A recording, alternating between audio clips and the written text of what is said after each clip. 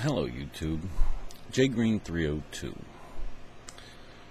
This will be my third prepper video. And a lot of the ones that I'm making are to fill in gaps in most of the information that's out there. If I had to give today's subject a name, I would just simply call it water. Let's talk about water. Let's start with defining what is shit hits the fan. I would probably say that shit hits the fan is a month to 3 months minimum, and potentially a lot more. No electric, no water, that type of scenario in that time frame. And that's the key word here, is time frame. Most of us can manage a week without power. Most of the Northeast has gone without power for a week or 2 weeks, and you hear the stories, and it sucks, but for the most part, everybody makes it through. But they can get their car and they can go and get a hotel room, or they can, do other things. We're talking about a different scenario here. So this is the context with which I'm holding this conversation. Now let's talk about what it is about water that we see mostly. Well,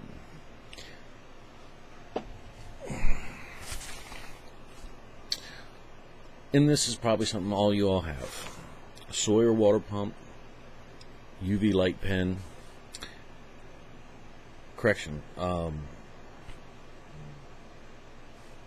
catadine, however the hell they say that.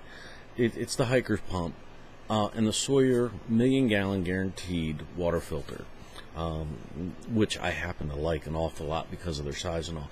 But you guys can go out and see everybody talking about these, so let's not talk about it. Issues covered. Water storage. A lot of guys are out there talking about it. Some will say bleach. Some will say, pick up the shock bleach because it's in powdered form. It'll store longer. That's all good. So that's been covered in a lot of discussions. So we'll leave that alone. So now I'll come back to water. Let's talk about it. Water. 3 days without it, and you're probably not going to make it. Water. If you care anything about personal hygiene, water. If you care anything about not being sick, water. So, what are we going to talk about with water that hasn't been covered? Well, if you run the premise that you need approximately 1 gallon of water per person per day, you have a household of 4, that's 4 gallons of water per day. You're going to need 1 or 2 cups of water to prep your food. You're going to need a cup of water at least to clean your dishes, wash yourself, brush your teeth, something to drink, a cup of coffee, and you're out. You're done. A gallon doesn't go very far. I mean, it's a lot less when you have to start thinking about rationing water. So water's a big deal. Okay, so if we think in terms of 1 month to 3 months, how many of you are sitting on, 3 or 4 55-gallon water barrels, just sitting there waiting to be filled with water? What is your supply line to water?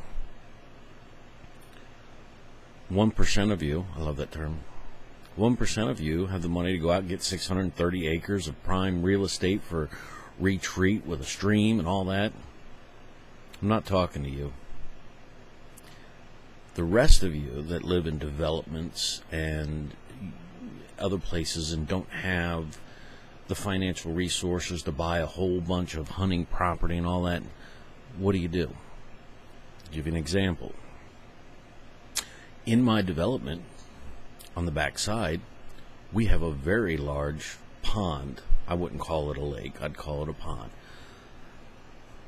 But in my planning and prepping, this is an asset. I have got water on the other side of my development. Well, if you have no gas, you have no electric, people are panicking. If any of you had watched the Black Friday, these people are crazy. And this was just for shopping. Imagine what these nutcases are going to do when they get frightened and have no clue and have no preparation. These people are dangerous, and they're in groups, and there will be mob mentality. So here's a couple of thoughts. Let's say you saved up 20 or 30 gallons. Let's say you're good and you saved up 50 or 80 gallons. But you run out and the problem is still ongoing. What do you do? In my case, I've got a lake that is just on the other side of the development. One of the things that I quickly realized is I don't have the ability to really move large amounts of water, and I wouldn't. If I take 5 gallons down to the pond and I fill it up, now I'm carrying 5 gallons of water. At least if the truck is out of gas, or if there's no mechanical means to get there, now I'm walking it. Again, 3 months, potentially longer. So I started thinking about this and a couple of simple ideas. One, I would never go by myself. If I'm pumping water and I've got my back turned, I want somebody armed watching my back. You don't go out alone. That's an interesting thought. Two, I need to have means by which to pump, transfer, and filter water on a bit of a regular basis. That's a good thing to think about. I also am going to need something like a wheelbarrow or a wagon.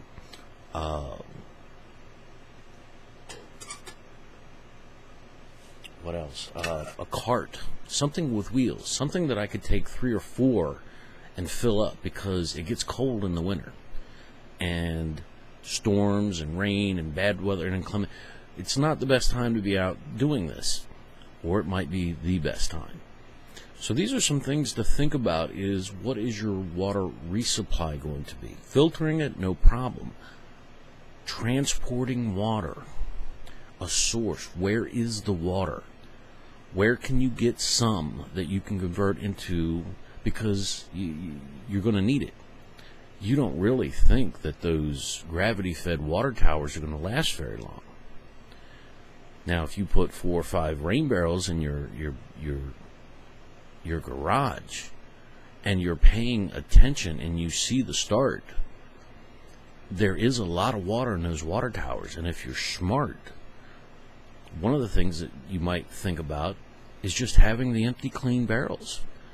Turn the water on and be the guy that drains your share of the water before the gravity feed stops. At least then there's an easy source, something to think about. Rain barrels for collecting water. Another, practical application. But do you have the basic stuff set up so that you can do it? These are just some thoughts, thought-provoking discussion. Thought that I would mention it because these aspects are not covered in most of the other videos. I hope it's been thought-provoking. Thanks for listening.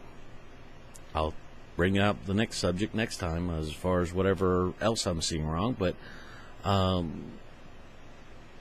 thought this was important. I thought I would share it. Have a great one.